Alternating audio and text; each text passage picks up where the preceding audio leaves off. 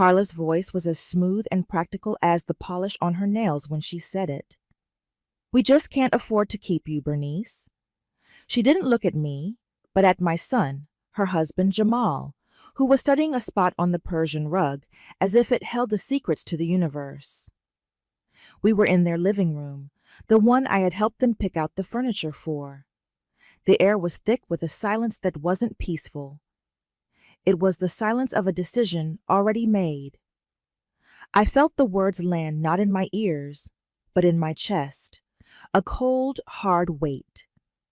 I looked at my daughter-in-law, at the careful, rehearsed sympathy on her face, and I did something that seemed to surprise them both. I didn't protest. I didn't cry. I simply held her gaze, my hands resting calmly in my lap, and let the quiet stretch until it became uncomfortable for them. Because what they didn't know, what they couldn't possibly imagine, was that the answer to their manufactured problem was already sitting in a certified letter tucked inside my handbag. They were planning my exit from a life of perceived dependency, entirely unaware that I had just won $55 million. And suddenly, I understood everything that had been happening for the past 6 months. It wasn't about money, not really. It was about power, and they had assumed I had none left. The story of how I came to be sitting in that airless living room began 3 weeks earlier, on a Tuesday, that was no different from any other. The sun was just beginning to tint the edges of the South Shore sky, that soft gray pink that promises a humid Chicago summer day. I was in my kitchen, in the small apartment attached to their house, with the scent of dark roast coffee and the low hum of a saxophone from the radio filling the space. It was my ritual. Coffee, jazz, and the numbers. For 18 years, since my Robert passed, I had played the same 6 numbers. They weren't birthdays or anniversaries. That felt too sentimental. They were numbers that meant something only to us. The address of our first apartment, his badge number from the post office, the hospital room where Jamal was born, the years we met and married, and the number of blocks we used to walk to get to our favorite little park by the lake. It was a private map of our life together, translated into a code only I remembered. It was less about winning and more about remembering. A weekly conversation with my husband's memory. That morning, the mail arrived with its usual thud. Bills, circulars, a letter from my sister in Atlanta, and one other envelope. It was stiff, formal, with a green striped border indicating it was certified mail.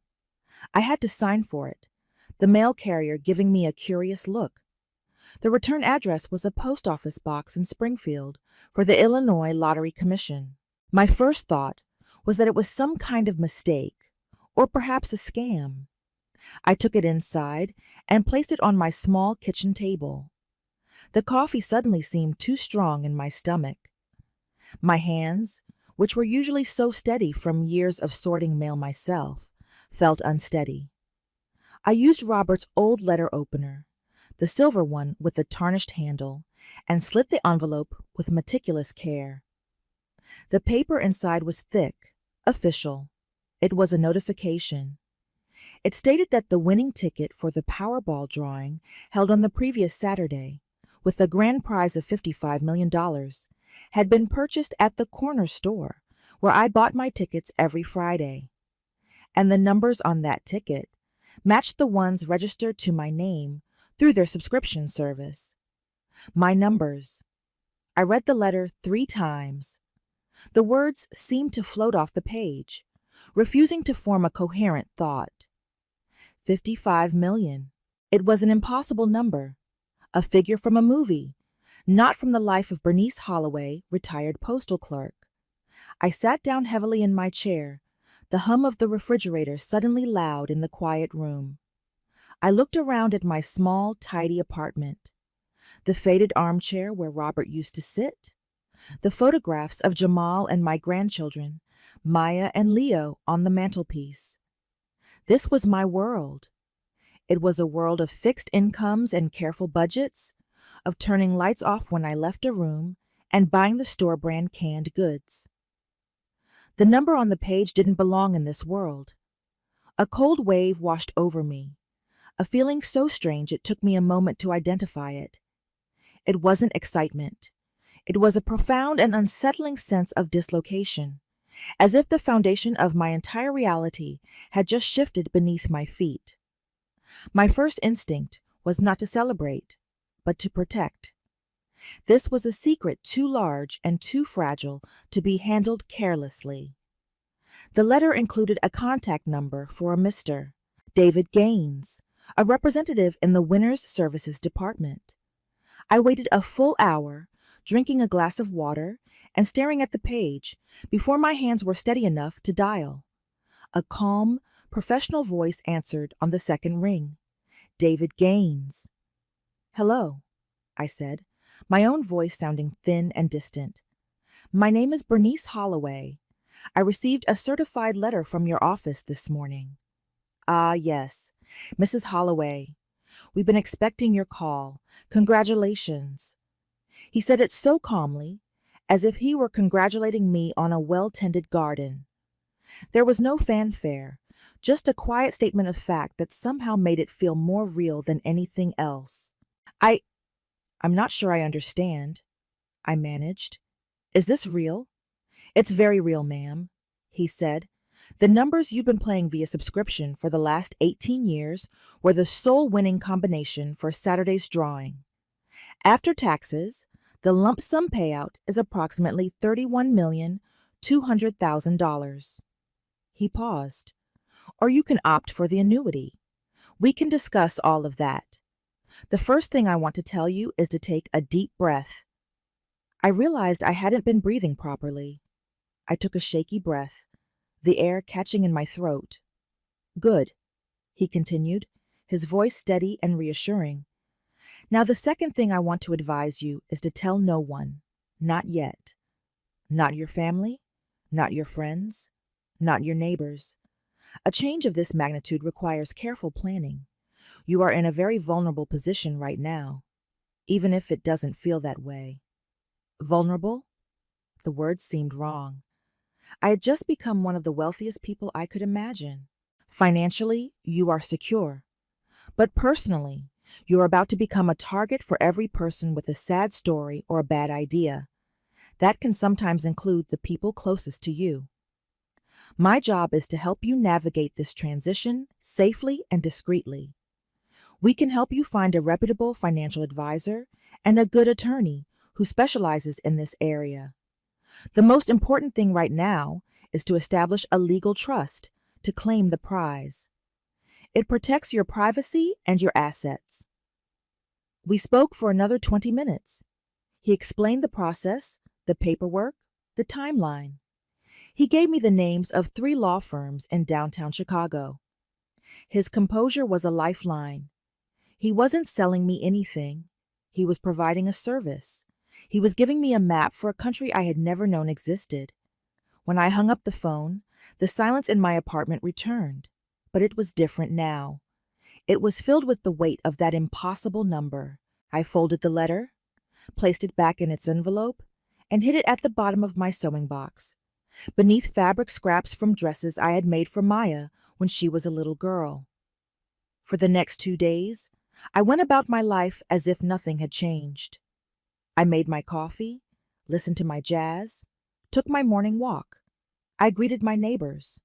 I helped Carla by picking up the children from school, but everything felt different.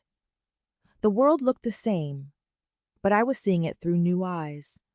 I noticed the cracks in the sidewalk, the peeling paint on a neighbor's porch, the worried look on a young mother's face at the grocery store. These were the small anxieties of a life lived on the edge of financial worry, an edge I had just been lifted from. And I watched my family. I listened. It was a habit I developed over the years, a quiet observation that most people mistook for passivity. I noticed how Carla's shoulders were always tight with tension, how she sighed when she opened the bills, how her conversations with Jamal late at night were always in hushed, urgent tones that stopped the moment I entered a room. I had always assumed it was the normal stress of raising a family, of a mortgage and car payments. I had felt sympathy for them, even a little guilt that my presence, my extra mouth to feed, might be adding to their burden. They had never said as much, of course, but it was there, in the air. The first concrete sign that something was truly wrong came a week after the letter arrived. I had made an appointment with the first lawyer on Mr. Gaines' list, a firm downtown in a tall glass building that seemed to scrape the clouds. I told Carla I had a routine doctor's appointment, a small lie that sat uncomfortably on my tongue. The lawyer, a sharp woman named Miss Alvarez, was just as professional and reassuring as Mr. Gaines had been. We began the process of setting up an irrevocable trust. The Holloway Legacy Trust, we decided to call it. It sounded solid, permanent, a tribute to Robert and the life we had built, the life that had produced those 6 simple numbers. I returned home that afternoon, feeling a sense of control I hadn't realized I'd been missing. The world was still tilted, but I was finding my balance. As I came in through the back door that connected my apartment to the main house, I heard Carla's voice coming from the hallway. She was on the phone, her back to me. Her voice was low, conspiratorial. "No, he hasn't said anything to her yet," she was saying. A pause. I know, but Jamal wants to do it gently. I keep telling him there's no gentle way to do this. We have to be practical. It's just a matter of ripping off the Band-Aid. My hand froze on the doorknob. I stood perfectly still, hidden by the angle of the wall. "Listen, I've already started looking at flooring," Carla continued, a new note of excitement in her voice. "We could knock out that wall, open up the whole space for a proper home office for me. It'll be so much easier once we have the room. She doesn't have anywhere else to land, so it has to be quick. We give her the notice, help her find a small senior apartment somewhere affordable, and it's done. We can't keep putting our lives on hold." A cold dread spread through my chest, so intense it made it hard to breathe. She doesn't have anywhere else to land. The words echoed in the sudden silence of my mind. It wasn't a discussion about finances. It was an eviction plan. They were talking about my home, the small sanctuary I had carefully maintained, as space. I wasn't a person, a mother, a grandmother. I was an obstacle, an inconvenience whose life was on hold. I backed away slowly, my feet making no sound on the linoleum. I retreated into my apartment and closed the door so softly it didn't even click. I sat in Robert's armchair, my purse still on my shoulder, and stared at the wall. The hum of the refrigerator was back, a low, mechanical moan. And suddenly, all the small moments from the past few months clicked into place, like tumblers in a lock. The way Carla had started asking me about my Social Security income, framing it as concern.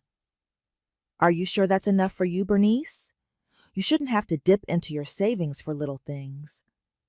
The time Jamal had casually mentioned how much property taxes had gone up, sighing as he looked out the window at my small garden. The family budget meeting they'd had 2 months ago, to which I had not been invited, after which the atmosphere in the house had become discernibly cooler.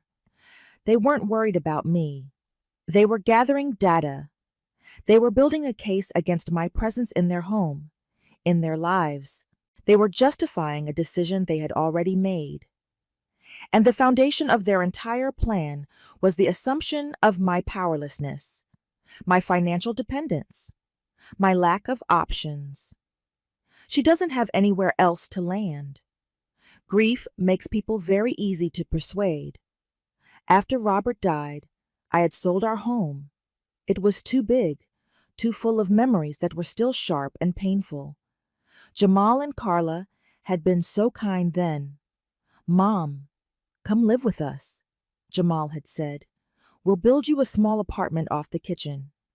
You can have your own space, but still be close. You can help with the kids. We're family." It had seemed like the perfect solution. I had given them a significant portion of the money from the sale of my house to build the extension, thinking of it as an investment in my own future, in my family's comfort. I saw it as weaving my life into theirs. I now realized they saw it as a transaction, one that had reached its expiration date. The weight in my chest was no longer dread. It was something colder, heavier. It was the crushing weight of a betrayal that was not sudden and angry, but slow, methodical, and reasoned. Apparently, ambition works both ways. Theirs was to expand their home. Mine now was simply to keep my dignity. I did not confront them. I did not let the hurt show on my face. Instead, I became even quieter, more observant. I continued to pick up the children from school, to help with dinner, to fold the laundry. I played my part as the unassuming, dependent mother-in-law perfectly. And with every passing day, I met with Ms. Alvarez or spoke with Mr. Gaines. We finalized the trust. We engaged a financial advisor, a kind man named Mr. Henderson, who spoke about wealth management not as a game, but as a responsibility. He called it stewardship. I liked that word. We structured everything. The funds were placed in the trust, making them untouchable to outside claims. We set up accounts, planned investments, and arranged for a discretionary fund I could access immediately. I was building a new foundation, a secret one, brick by legal brick, while the one I thought I had been standing on was being dismantled without my knowledge. 2 weeks after I overheard Carla's phone call, Jamal approached me. It was a Sunday evening. We had just finished a roast chicken dinner, a meal I had cooked. The children were watching a movie, and Carla was pointedly clearing the table, her movements efficient and loud. Jamal sat across from me at the table, his hands clasped in front of him. He had his father's hands, but not his father's steady gaze. He couldn't seem to look me in the eye. "Mom," he began, his voice low, "Carla and I need to talk to you about something. It's a bit difficult." I looked at my son, the boy I had raised, and felt a pang of sorrow for him. He was caught between his wife's ambition and his duty to his mother. He looked exhausted by it. "Of course, Jamal," I said quietly. "What is it?" "It's just, things are getting really tight," he said, finally looking up, his eyes pleading for understanding. "With the kids' activities, the mortgage, inflation, everything just costs so much more now. We've been running the numbers, and, well, we need to make some changes." "I see," I said. I kept my voice perfectly even. I gave him nothing to push against. "We were thinking," he continued, stumbling over the words, "that maybe it's time to look at some other options for you. There are some really nice senior communities nearby, places where you could have your own friends, activities. We'd help you get settled, of course. We just think it might be what's best for everyone in the long run." Carla came and stood behind him then, placing a hand on his shoulder. It was meant to look supportive, but it was a gesture of ownership, of control. "What your father is trying to say, Bernice," she said, her voice dripping with that false sympathy I now recognize so well, "is that we're having a family meeting on Tuesday night to discuss the next steps, to make a plan. We want this to be a smooth transition for you." A smooth transition, like moving furniture. I nodded slowly. "Tuesday night. I'll be here." They both looked relieved that I hadn't argued. They mistook my silence for acquiescence. They had no idea that my mind was working with the cold, clear precision of a clock. Tuesday. That gave me 2 days. I had a final meeting with Ms. Alvarez scheduled for Monday afternoon. The timing was perfect. The next 48 hours were surreal. I lived in their house, ate their food, and smiled at my grandchildren, all while holding a secret that would detonate the world they had so carefully constructed. The weight of it was immense, but it was also clarifying. For the first time in a long time, I knew exactly who I was and what I had to do. I was not just a widow, a mother, a grandmother. I was the steward of the Holloway Legacy Trust, and I would conduct myself with the dignity that position required. On Monday, I met with Ms. Alvarez. She had all the documents prepared: the official confirmation of the prize claim by the trust, the opening statements for the new investment accounts, the legal formation of the trust itself. It was all there, in a slim, handsome leather portfolio. "Are you ready for this, Bernice?" she asked, her gaze direct but kind. "I don't feel ready," I admitted, "but I feel prepared. There's a difference." She nodded, a small smile on her face. "There is. Remember, you control the information. You don't have to prove anything to anyone. This is your life." I took the portfolio. It felt heavy in my hands, heavy with the weight of my new reality, heavy with the responsibility to honor the life Robert and I had built, heavy with the future. And that brings us back to the living room. Tuesday night, the air thick with unspoken words, Jamal fidgeting with a coaster, Carla, poised and ready, launching into her well-rehearsed speech. "Bernice," she started, leaning forward, her expression a careful mask of concern. "As Jamal mentioned, we've had to take a long, hard look at our finances. We love having you here. You know that. You're a wonderful grandmother, and the kids adore you." She paused, letting the compliment settle in the air, a little sugar to sweeten the poison. "But the reality is, our costs are just unsustainable. The house, the food, the utilities, it all adds up. And with our income stretched to the limit, we've realized we simply can't afford to keep you." There it was again, that phrase. Not "we can't afford this arrangement," but "we can't afford to keep you." As if I were a pet, or a subscription service they were canceling. Jamal shifted uncomfortably.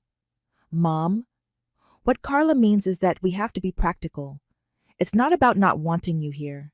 It's about financial responsibility. And your responsibility," Carla added smoothly, picking up the thread, "is to our children, to their future. We need to be able to save for their college, to give them the best opportunities. We're sure you understand that. Family has to make sacrifices for the next generation." The irony of her words was a physical thing. It felt like I could taste it, metallic and bitter. I listened. I let them lay out their entire case. Carla spoke of a nice, clean facility in a suburb 20 miles away. She had a brochure. She mentioned they could help with the first month's rent to get me started, a gesture of magnanimity that was breathtaking in its condescension. They had it all figured out. My entire life reduced to a logistical problem they had solved on my behalf. When she finally finished, she sat back, a look of finality on her face. "We know this is hard to hear," she said softly, "but we think, in time, you'll see it's for the best." The room was silent. They were waiting for my tears, my arguments, my pleas. They were waiting for the predictable response of a powerless, dependent old woman. I took a slow, deep breath. "I see," I said. My voice was calm, measured. "You've put a great deal of thought into this." Carla nodded, a flicker of relief in her eyes. "We have. We wanted to handle this with care." "So the plan," I continued, looking from her to my son, "is for me to be moved out within the next few weeks." "The sooner the better, for budgetary reasons," Carla said quickly. "We were thinking by the end of the month. That gives you over 2 weeks." I thought of what I had overheard. She doesn't have anywhere else to land, so it has to be quick. They were being generous now, extending the timeline. "And you've already made plans for this space," I said. It wasn't a question. Jamal finally spoke, his voice thick with guilt. "Carla needs a home office, Mom. She's trying to grow her business." "I understand," I said. "Ambition is an important quality." I reached down and opened my handbag. The sound of the clasp clicking open was unnaturally loud in the quiet room. Both of them watched my hands.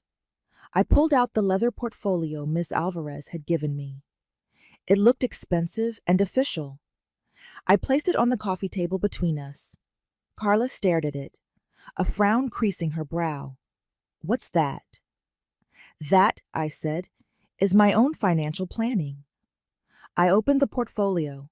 The top page was a simple one-sheet summary prepared by Mr. Henderson. It listed the name of the trust, the Holloway Legacy Trust, and its current asset value. The number was right there, at the top of the page. $55 million. I didn't say a word. I simply slid the portfolio across the smooth surface of the coffee table. It stopped directly in front of Carla. For a long moment, neither of them moved. Then, tentatively, Carla reached out and pulled it closer. Her eyes scanned the page. I watched her face.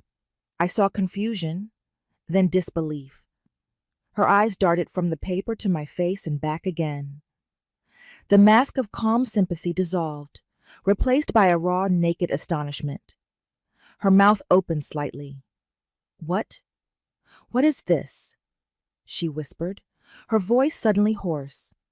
Jamal leaned over her shoulder. I saw the exact moment his brain processed the number. He physically recoiled, sinking back into the sofa cushions as if he'd been struck. He stared at me, his expression a chaotic mix of shock, shame, and a dawning, horrified understanding. The silence that followed was entirely different from the one that had started our meeting. This was not the silence of a decision made. It was the silence of a world completely undone. "That," I said, my voice still quiet, still calm, "is the result of a lottery ticket I have been buying every week for the past 18 years, with numbers that your father and I chose together." Carla looked up from the paper, her eyes wide. The calculating part of her brain was already working. I could see it. The gears were turning, recalibrating everything. 55 million? She breathed. "Mom B, you should have told us. We're family." The speed of the pivot was stunning. 10 minutes ago, I was a financial burden they couldn't afford to keep. Now, I was Mom B, a cherished member of the family who had been holding out on them. "Why would I have told you, Carla?" I asked. It was a genuine question. You had already made it quite clear that my presence here was a matter of affordability. You were running the numbers. I was simply running my own. I turned my gaze to my son. He wouldn't meet my eyes. He was staring at his hands, which were now trembling slightly. "Jamal?" I said softly. He shook his head, unable to speak. The full weight of what he had been about to do, what he had agreed to, was crashing down on him. He had been willing to displace his own mother, to push her out of her home based on a lie, not of poverty, but of inconvenience. The shame was radiating from him in waves.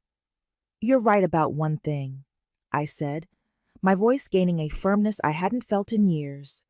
"It is time for me to move. You've made me see that I have been far too dependent on the kindness of others." The dry irony in my voice was for myself alone. "I've been holding you back, and it's time for me to have my own space, a place where I am not a guest or a burden." I stood up. My legs felt strong. "So I accept your decision. I will be moving out." Carla shot up from the couch. "Bernice, wait," she said, her voice strained with a desperate new form of politeness. "We didn't mean it like that. We were worried. We can make this work. Of course you can stay here. This changes everything. This changes everything." "No, Carla," I said, looking at her directly. "It doesn't change what you intended to do. It doesn't change what you said. It only changes the circumstances. The truth of the matter remains the same. You wanted me gone." I paused, letting the words hang in the air. "And now, you'll get your wish." I picked up the portfolio from the table. I'll have my things packed by the end of the week. I've already engaged a realtor to find a new property.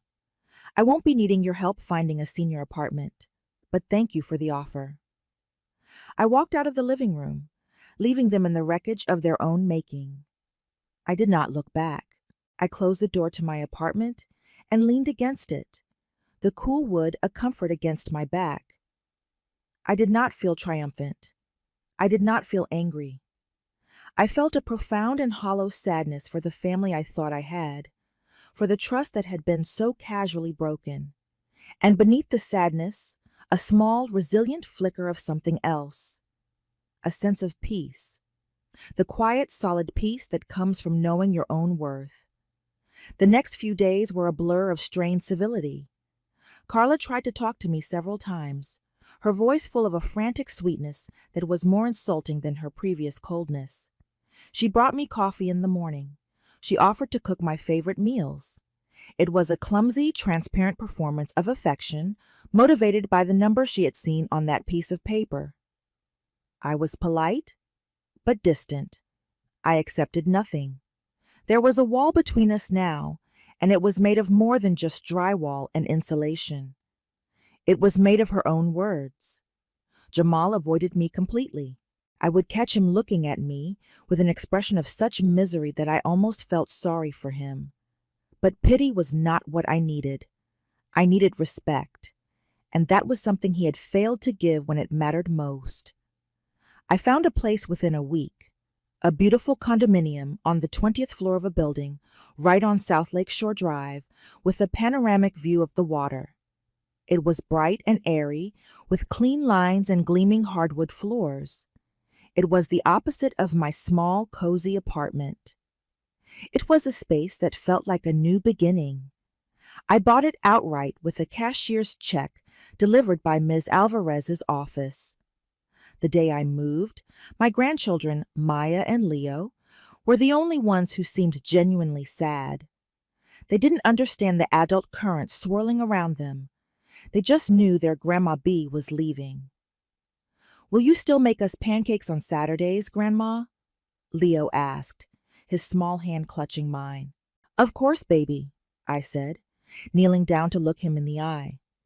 "You'll come to my new house. It has a big kitchen and a swimming pool." His eyes widened. That at least was a comfort. Children are resilient. They adapt to new realities. I was learning that I could too. Carla and Jamal stood in the doorway as the movers loaded the last of my boxes. Their posture was stiff, awkward. "Mom," Jamal said, his voice cracking. "I am so sorry." I looked at my son, and for the first time, I saw the boy he had been, not the man he had become. "I know you are, Jamal," I said, and I was. I knew his sorrow was real, but I also knew that sorrow doesn't rebuild a foundation that has been broken. You have a family to take care of. You do what you think is right. I did not offer forgiveness. It wasn't mine to give yet. Forgiveness is a slow, quiet thing, and it requires honesty. They had not yet been honest, not even with themselves. They had only been caught. My new life began. The first few weeks were quiet. I spent my days unpacking, arranging my old, familiar things in new, unfamiliar spaces. Robert's armchair looked smaller in the large living room, but it caught the morning sun perfectly. I found a new jazz station on the radio. I learned the names of the doormen. I walked along the lakefront, the wind crisp and clean, and watched the sailboats. I didn't feel lonely. I felt solitary. There's a difference. Loneliness is a lack. Solitude is a presence. I was present with myself, perhaps for the first time since Robert died. I had been so busy being a mother, a grandmother, a helpful presence in someone else's home, that I had forgotten how to simply be Bernice. Mr. Henderson, my financial advisor, helped me set up education trusts for Maya and Leo. They would be fully funded, managed by a third-party trustee, accessible to them when they turned 18. It was an act of love, but also an act of prudence, a legacy protected from the desperation of their parents. About 2 months after I moved, Carla called me. "Bernice," she said, her voice hesitant, "I was just calling to see how you're settling in." "I'm settling in very well, thank you," I replied, my voice even. "That's good. That's great." There was a long pause. I could hear her struggling for what to say next. "Listen, the reason I'm calling, Jamal and I have been talking, a lot, and we were wondering if you might consider coming for Sunday dinner." It was an offering, a test, an attempt to see if the bridge between our two worlds could be rebuilt.